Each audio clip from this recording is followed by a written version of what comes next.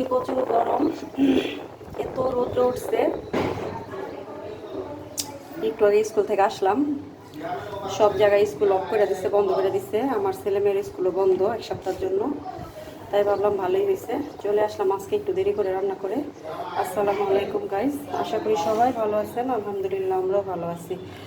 আজকে এই গরমের কারণে আজকে ভাবছি একটু নিরামিষ রান্না করবো। এখানে আমি যে নিচ্ছি বেগুন, নিচ্ছি পটল, নিচ্ছি আলু, নিচ্ছি একটু পুঁই শাক, নিচ্ছি একটু শসা, তারপর বেগুন তো নিয়েছি।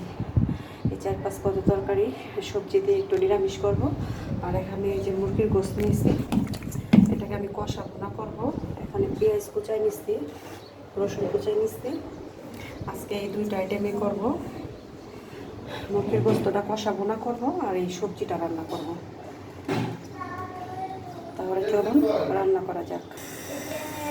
এই যে আমি মুরগির মাংসটা রান্না করার জন্য তেজপাতা, গরম মশলা, সরিষার তেল দিয়ে দিচ্ছি। এখন আমি যে কুচানো পেঁয়াজগুলো দিয়ে দিব। তো আমি এখন সবজিটা বসাই দিব। সবজিগুলো ভালো করে ধুয়ে আমি যে বসাই দিব, সাথে করে ডাউনও দিব।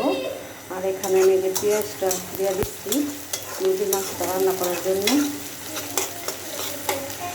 এখন আমি যে সবজিটা ধোবো,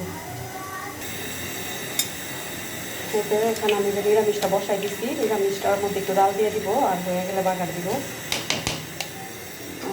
আর এই যে মশলাটা প্রায় কষানো শেষ।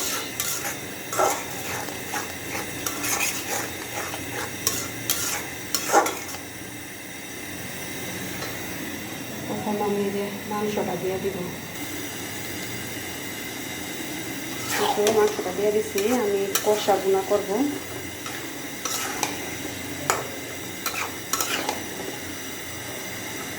মাশাআল্লাহ অনেক সুন্দর কালারটা হয়েছে। ব্রয়লারের মুরগি কষা ভুনা করলে ভালো লাগে একটু ঝাল ঝাল করে। অবশ্য আমি ঝাল কম দিই, কারণ আমার ছেলে মেয়ে ঝাল খেতে পারে না, এই কারণে একটু ঝালটা কমই দিচ্ছি।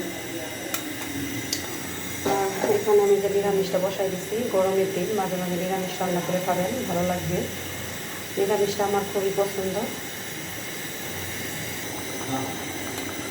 এই তো মুরগির থেকে যে পানিটা বের হয়েছে ওইটাই আমি আরও সামান্য পরিমাণে একটু পানি দিচ্ছি। আমি আর পানি ব্যবহার করব না, এই পানিতে আমি কষিয়ে নিব আর পুরো রান্নাটাও করে দেব।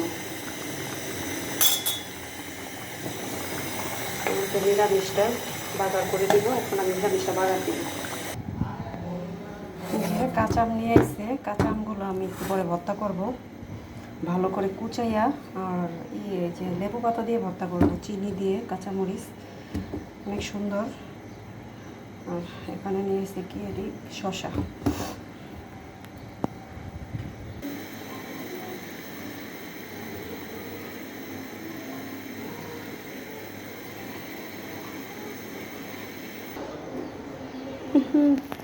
ভিডিওর সামনে আসে না, তুমি এই যে চুল ফালাই দিছো।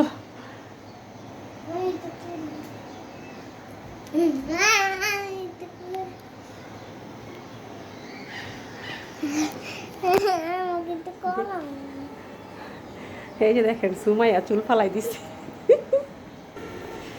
চলে আসলাম একটু সিঁড়িতে, রুমের ভিতরে খুব গরম লাগতেছে, এদিকে একটু বাতাস আছে, তো চলে আসলাম।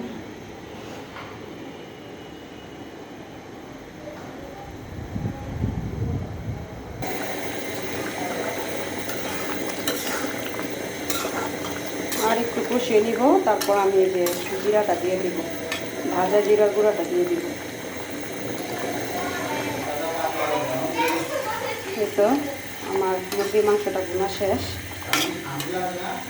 আর এখানে যে আমি নিরামিষটা বাগার দিয়ে নিচ্ছি।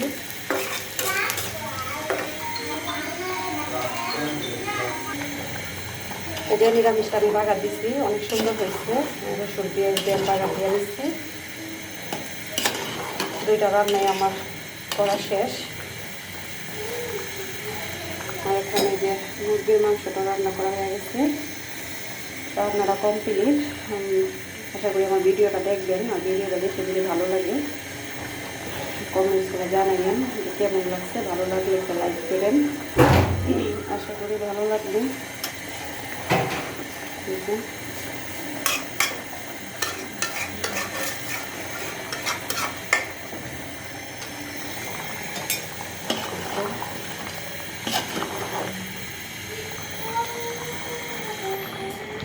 এই তো দুটা তরকারি আমি বাইরে নিচ্ছি।